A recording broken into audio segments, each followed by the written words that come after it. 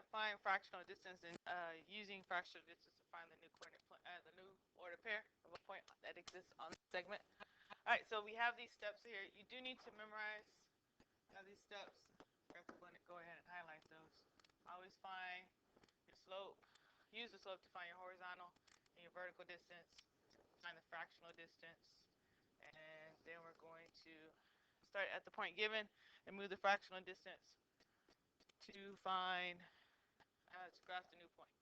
So up here, I've already graphed the segment. You need to do the same. And we are going to use the graph to find our vertical change. Another way of thinking of vertical change is the changes, the absolute value change of your y coordinates. So that's y2 minus y1. The reason I'm saying this, we're going to use that to help get to a formula. So y-axis is up and down. So my vertical change is going up. Oop, that's off. Sorry.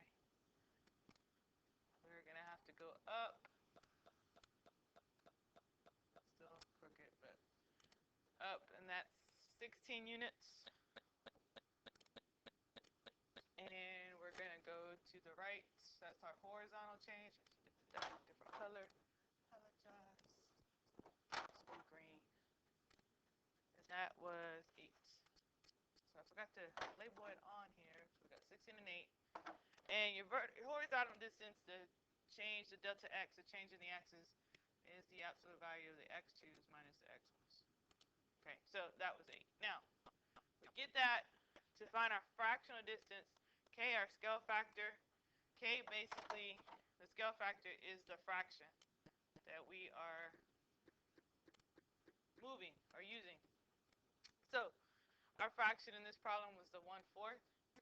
So we are going to do 1/4 times 16 and simplify our 1/4 of 16. That's 4 units. And then the same thing for our vertical distance, our horizontal distance, excuse me. So 1/4 of 8 is 2. So our new distance of y over x is 4 over 2. Okay, this is our new fractional distance.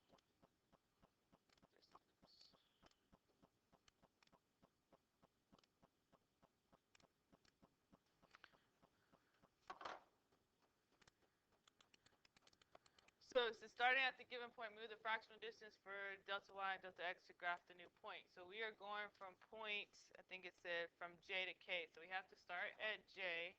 We're now going to go up 4, and then to the right 2. Now we're doing 4, 2, and we get that point, and that point is going to be w.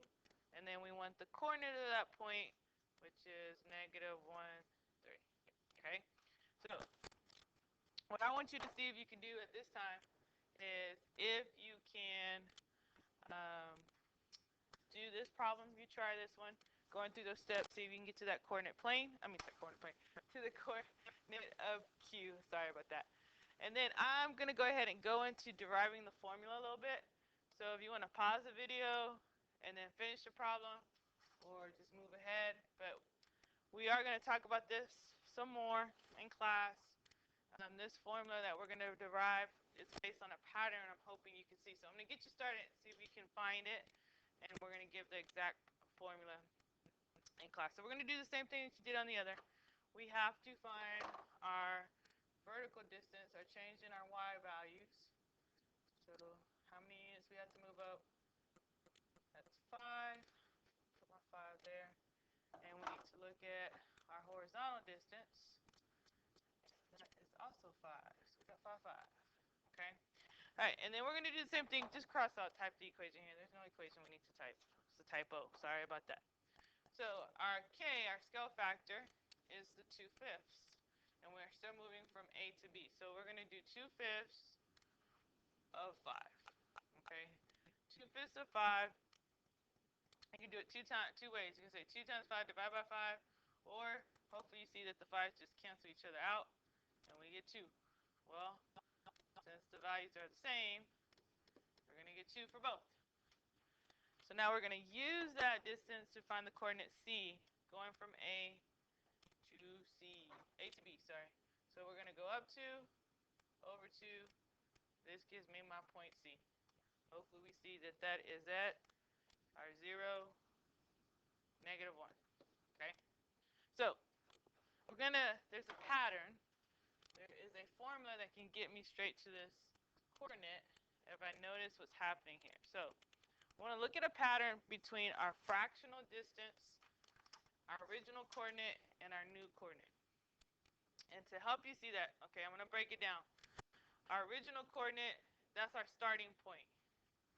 So when I mean my original coordinate, I'm talking about my starting point. Start point, sorry.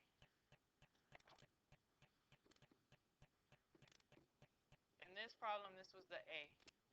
Our new coordinate, this was the C, okay? And our fractional distance, this is the amount that we moved, and that was here, okay? This was our fractional distance.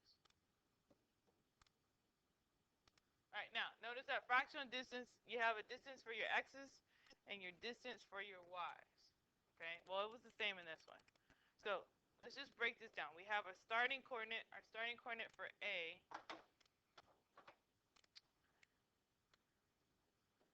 was negative 2, negative 3. Okay. Then we moved. All right, let me slide this down just a little bit. Okay. A is 2, negative 2, negative 3. And we change to our C. Our C was 0, negative 1. Okay. What I have here are fractional distance. That's going to be my red. My change, so I'm going to look at just the x. I'm going to start right here. The x here. My change in x, that fractional distance was 2. Then I'm going to look at my y's from here to here. My change in my y's, that y fractional distance was also 2. So my question to you is, what are we doing with that change in our values compared to our new point? Now, this change is the 2. Before that change happened, we had to look at right here, the changes in y's and changes of x. Take that in consideration from our new original point to our new point. I think you already see what's happening here between the two. But here's what I want you to look at. When I look at my change in x's, my change in x was that 5. The change in x2 minus x1 was 5. Okay? And my changes in my y was the same thing.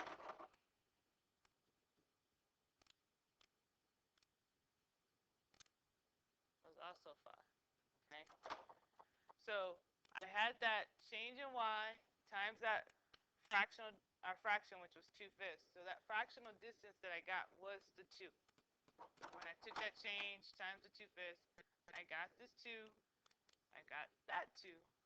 What am I doing to that change to the original coordinate to get my new coordinate? Same here. To the original coordinate, the negative 3, to get the new coordinate. I'm hoping you see a pattern. Something happens to both of them. And that would get us to our formula. So if I want to find a new coordinate, let's just say our new coordinate is an x and y. To get that new coordinate, what are we going to have to do to our vertical distance and our scale factor with our original point? Vertical distance, basically, is our y2 minus y1, the absolute value of that. What we're going to have to do with that distance and our scale factor with our original. Just think about that. See if you come up with it. See a pattern. And we're going to finish this in class.